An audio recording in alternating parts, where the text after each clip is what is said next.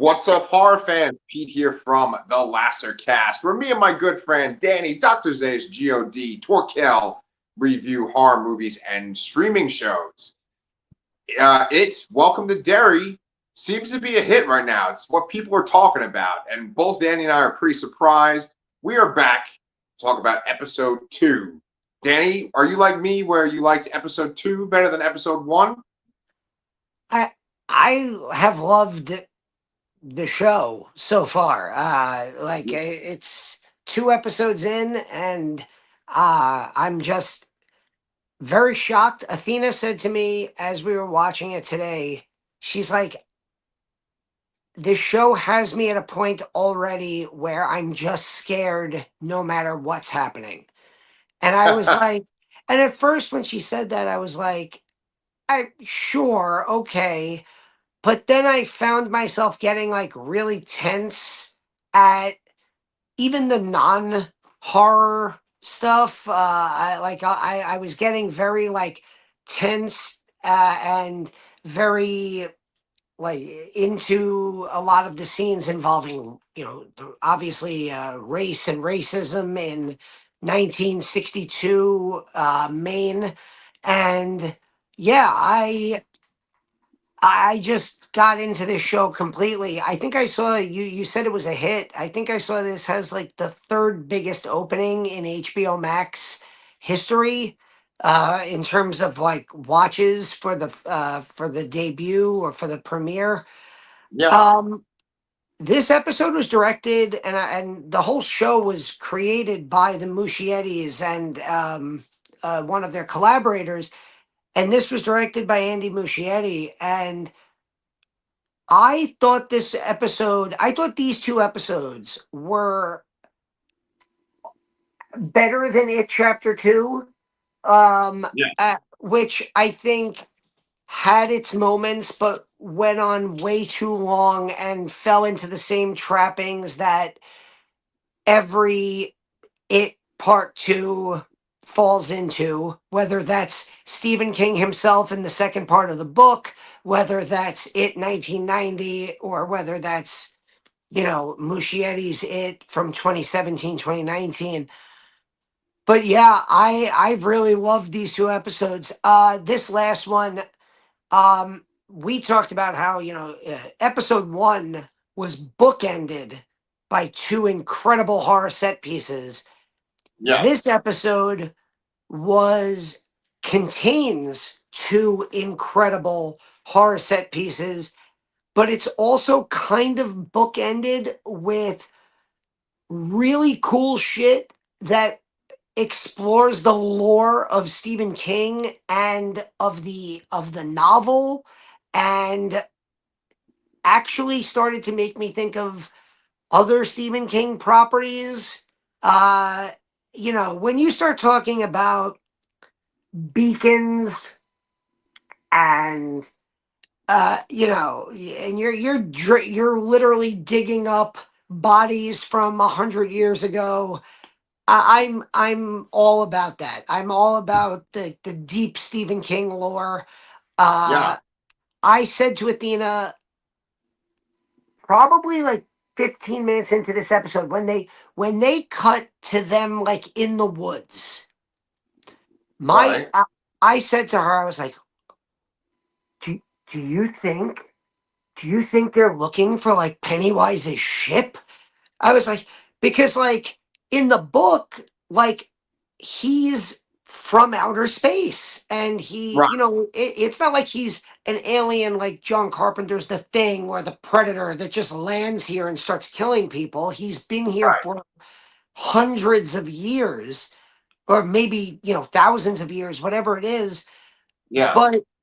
But like that was like my first thought right away, was like, oh my god, they're like actually this show is actually going to fucking dig up Pennywise's ship at some point. And I don't know if they're going to get there, but like that just Yeah. gave me such a rush of like adrenaline as I was watching the show, Yeah. that that's why I think I texted you this morning. I was like, I don't think we should wait till Wednesday to talk about this. I think we should Right. try to do this tonight. And for those of you, who might be watching this, we're recording this 10:30 Eastern time on Sunday night. Um, I watched this morning, probably around between 9 and 10. Yeah. Yeah, I watched this on Friday night, and I was gonna say though that I don't think that the entity of it, right, which Pennywise is just one part of it. I don't think that it travels in a ship. I think it's like more like a cosmic horror, and Yeah. I think that when it crash lands on Earth, when it comes to Earth, I think it might be more like a meteorite, and I think it's been around for millions of years too. Yeah. Yeah, But it was just the idea of like they're going to the core of like what Pennywise or what it arrived in. That's what I started to feel like. Oh my God, they're gonna like look for, you know, yeah, Pennywise. His origin story on Earth, yeah, which the book has so many fascinating things, and I think that part of what makes it chapter 2 specifically kind of go off the rails a little bit was that Muschietti wanted to include a lot of this stuff. And I yeah. think it's very obvious that he has a deep love of the book and the source material and the lore of like all of Stephen King's worlds. Right. And I feel like he wanted to include a ton of this stuff in there, but then you're constrained. You already took the book and you turned it into two movies. Now what are you gonna do? You're gonna make two. You have the first movie was probably I think 2 hours and 15 minutes, 2 hours and 20 minutes. The second movie ended up being like 2 hours and 45 minutes, almost Oh, 3 hours long. And it's like, yeah. what are you gonna do? You're gonna make two 4-hour movies. So the fact that he gets to come back to this world and stretch it out in this series and Yeah. probably play in that sandbox the way he wanted to in the movie but couldn't, I I think it's fascinating so far.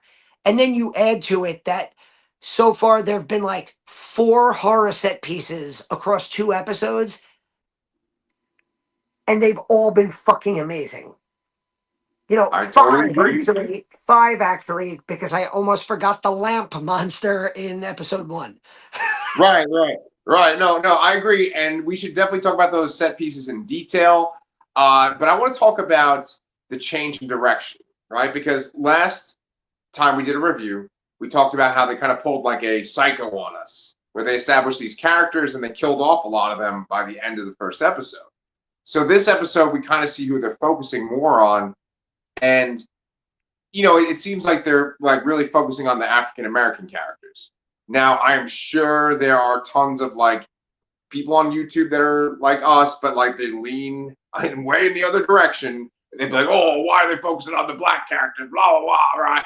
But like, I don't care. And it actually reminds me of a show that you and I were gonna cover, or maybe me and Sherry were gonna cover. But Them, then exactly.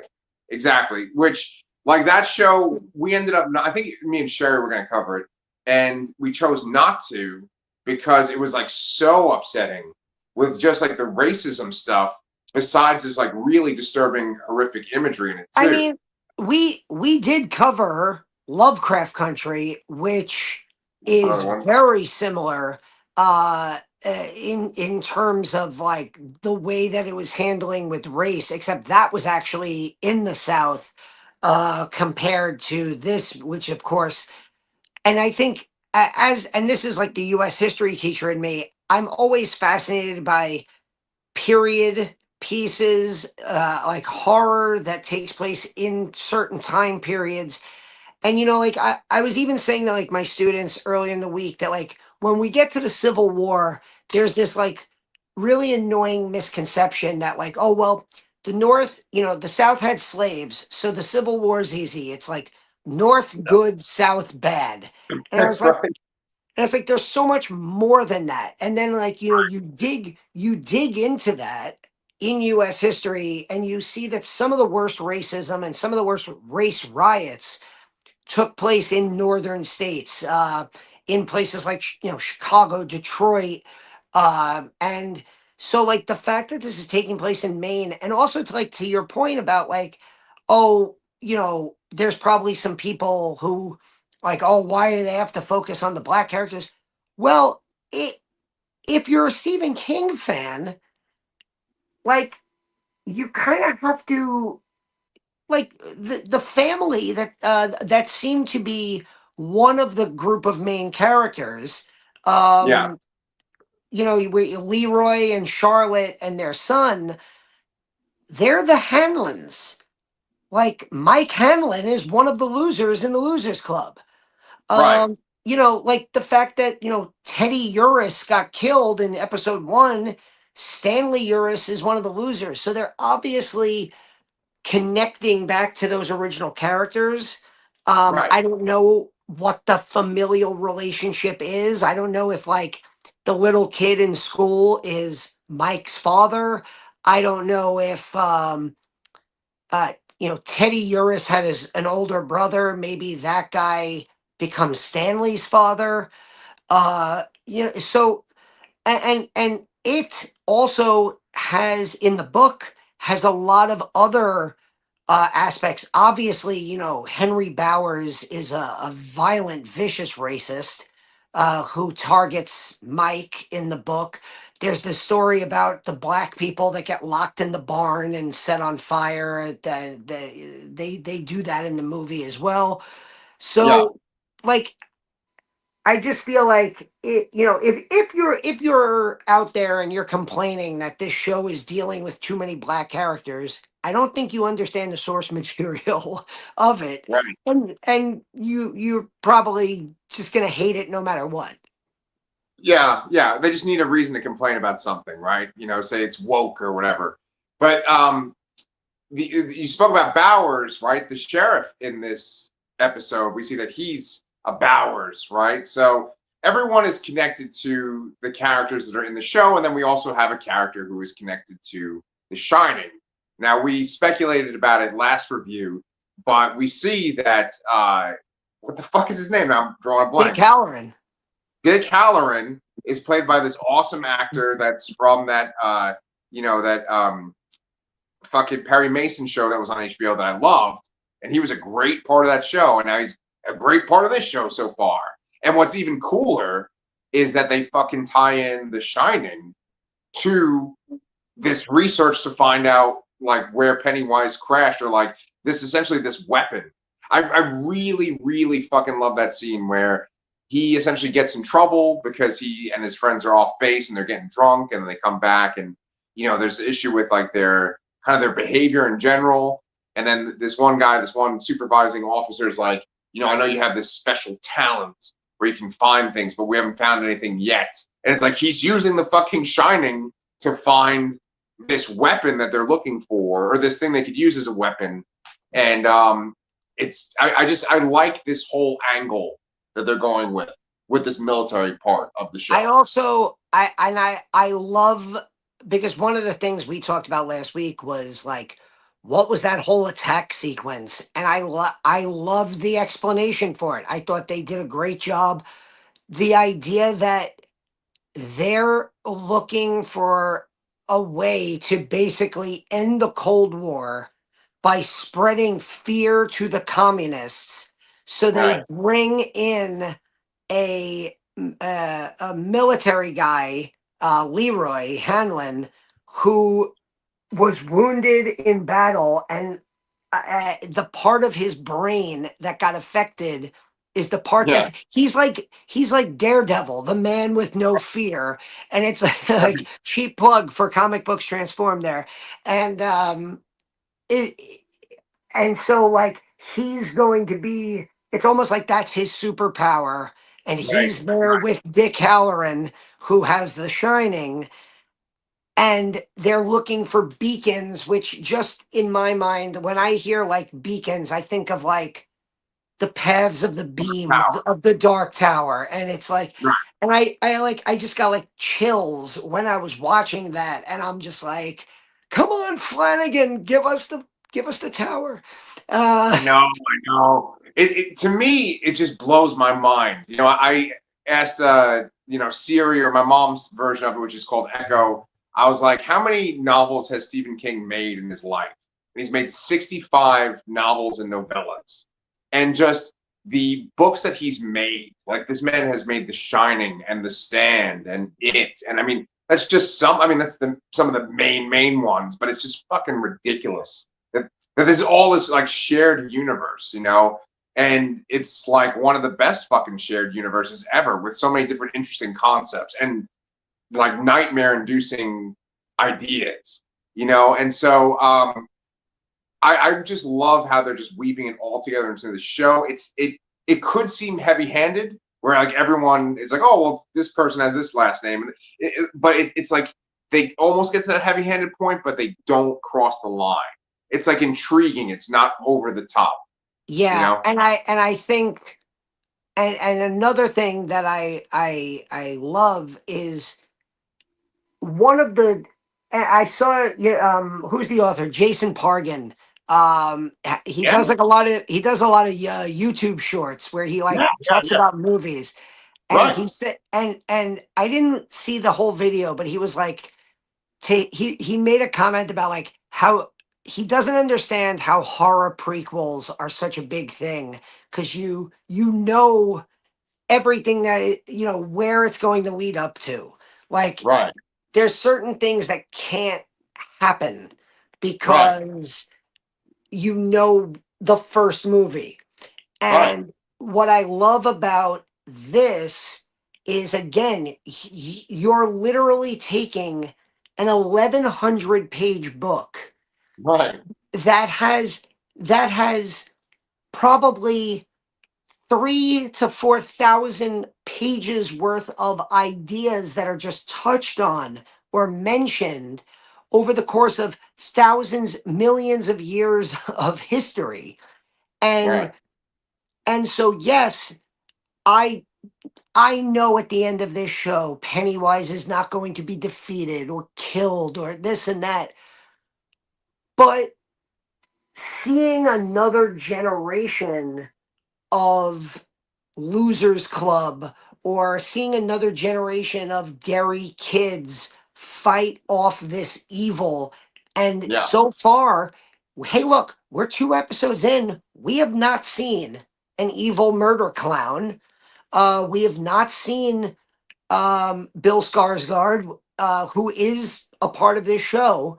yeah, So, like, they are doing this so far without Pennywise, which to me just means that, like, when we see Skarsgård's Pennywise in this series, it's going to mean something. yeah, I think it's gonna be one of those scenes that we talk about in detail. yeah, Uh, but I think, it's all of those moments from the movies, whether it's the miniseries 1990, whether it's the Muschietti movies.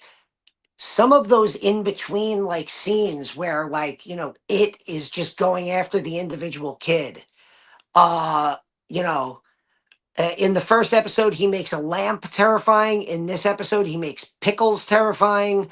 Uh, you know, um, an umbilical cord tries to bring a child back um, into the womb, oh, so good. in a scene that I'm pretty sure was uh using the thing as its, the defibrillator scene in the thing as its, Yeah, yeah, uh yeah, with its frame of reference. Thank you, it's late by me.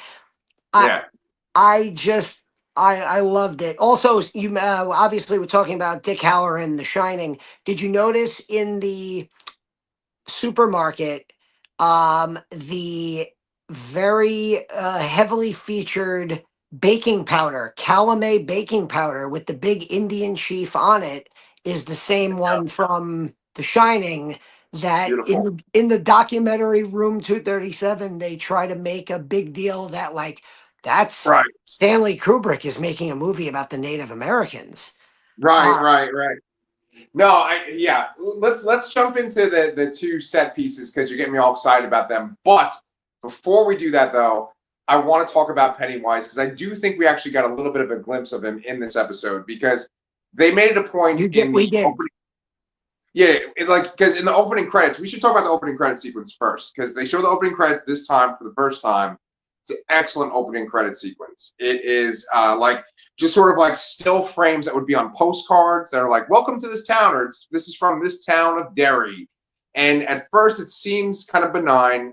Things are a little off, and it just gets more and more chaotic in the imagery. And we do see Pennywise in those shots eventually. Like there's one part where there almost looks like a mob war on the street where there's like a guy that looks like a gangster and he's shooting, but then there's like regular looking people, and there's like a Pennywise that's sort of floating in the air by a building.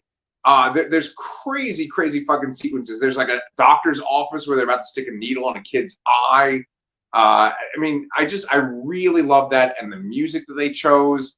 It was like HBO always has these amazing opening sequences, and this one was just as good as one of the best ones. It really fits the show perfectly, and they show those glowing yellow eyes. Now, I keep saying because I keep talking to you in these reviews, and I'm talking to my friend about the show a lot too on the outside, and I keep telling them that like I think that the baby is Pennywise, and I think that like it's like going through a cycle where it's probably just woken up, and so it's like an infant stage, and it's going to get older and older and become Pennywise. Um, and I think that like we saw it almost like Alien, like where the baby is kind of like when the alien bursts out, like the chest burster, and like Pennywise is the full grown one. Okay, what are you wearing a fucking alien? Oh, Jonesy. Okay, perfect, perfect. So I do think that we saw Pennywise's eyes in this episode, but we had these two really fucking awesome horror set pieces. The one with the pickles, I think, was my favorite one of the show so far.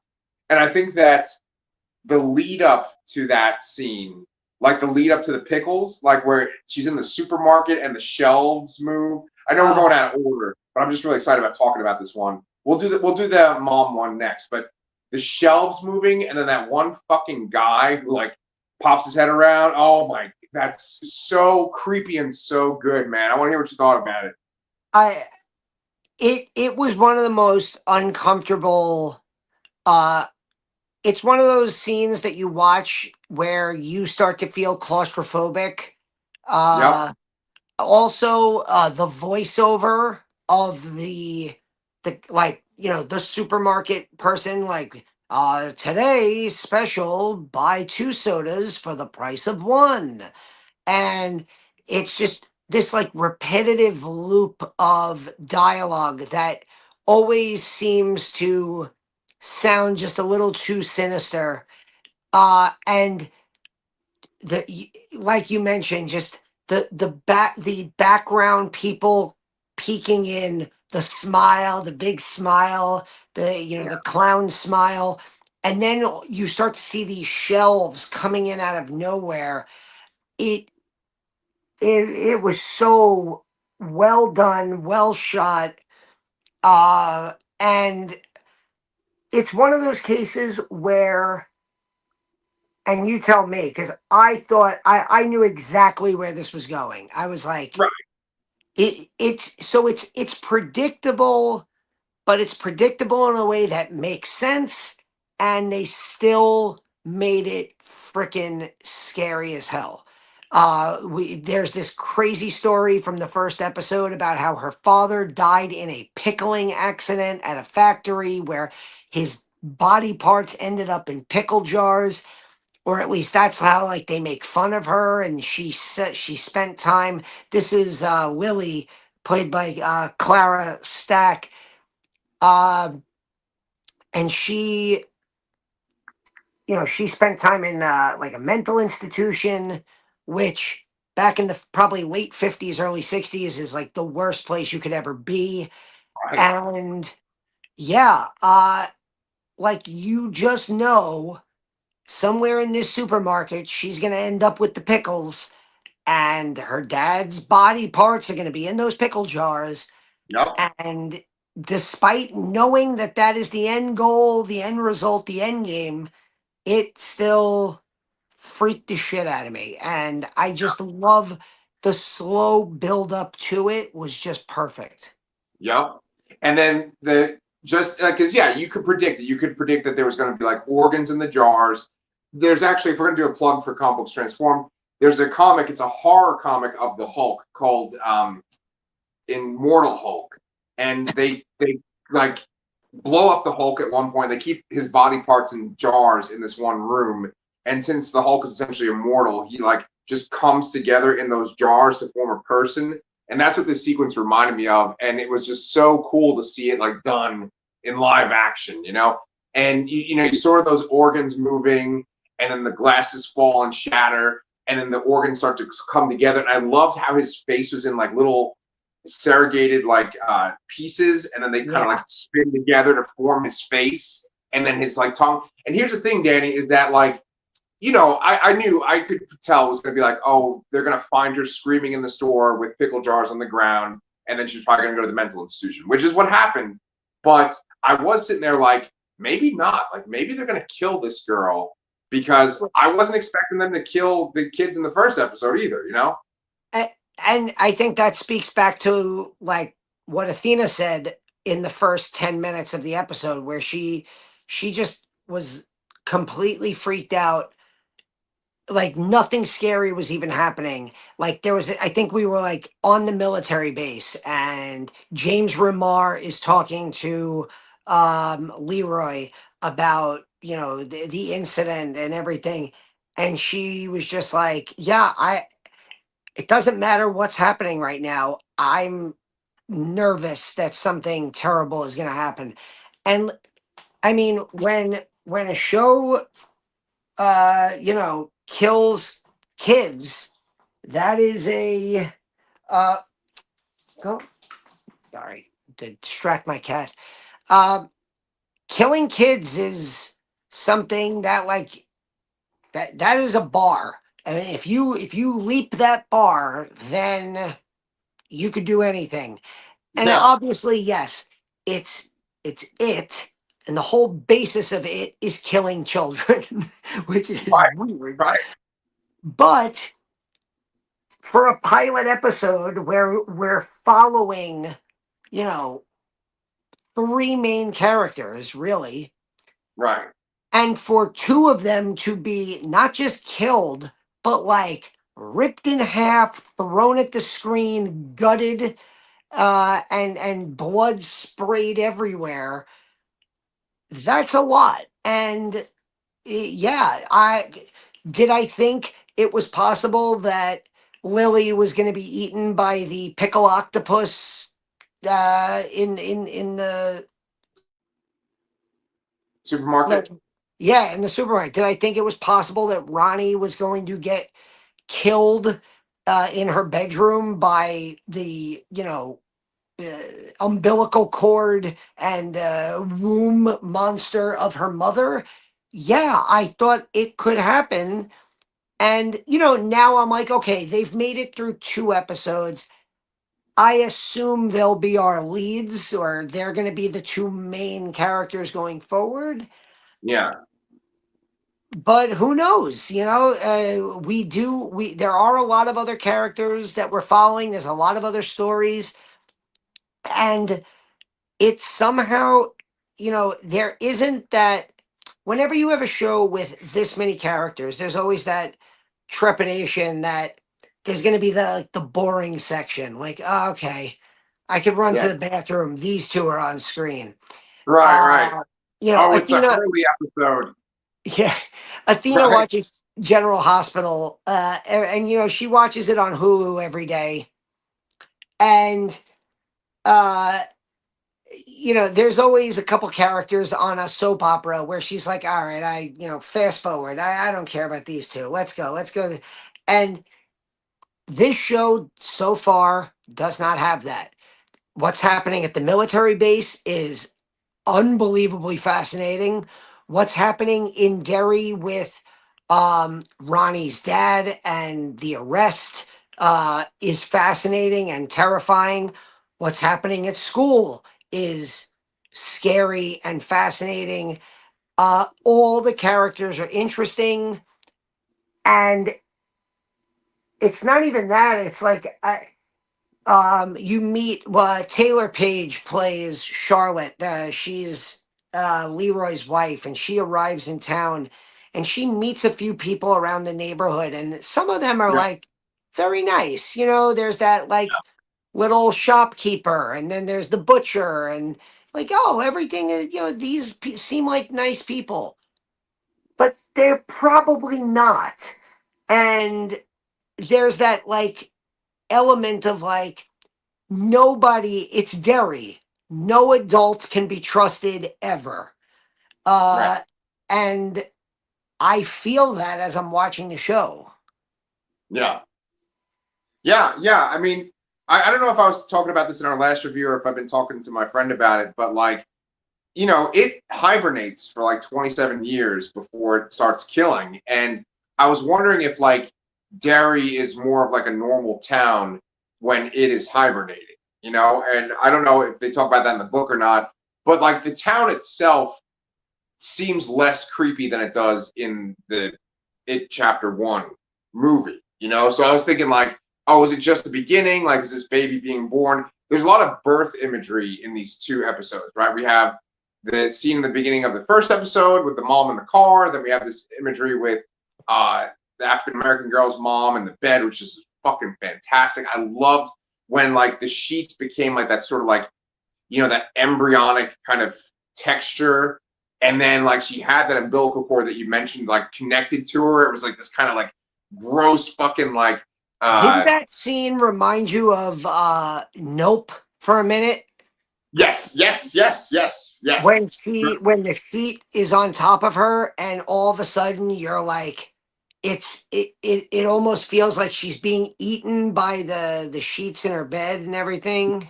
Right. It's so fucking well done. I mean, it's no wonder the show is a big hit. I think like one good way we kind of like bring it all to a close is we have this car that they find at the end of this episode. And I keep thinking gangsters because it looked like gangsters in the opening credits at one point. Like it looked like a car from like the 1920s. What do you think You is up know, with that car? What? I know what's up with the car. Tell me. It's the Bradley gang. Okay, so The- tell me more. no. The Brad in the book. There's there. So you mentioned Pennywise or it um hibernates for 27 years at a time. Yeah. Usually there is like an inciting incident, like a horrific violent incident that summons like his return. Okay. uh that has been like the I think that's like the barn with all the African Americans that burns up and kills them all. That was one of them. There was a school fire, I think, at some point in the book. Um, the Bradley gang were like a group of criminals, and they were apparently it was like they were supposedly shot and killed by law enforcement, but there was always something shady about it.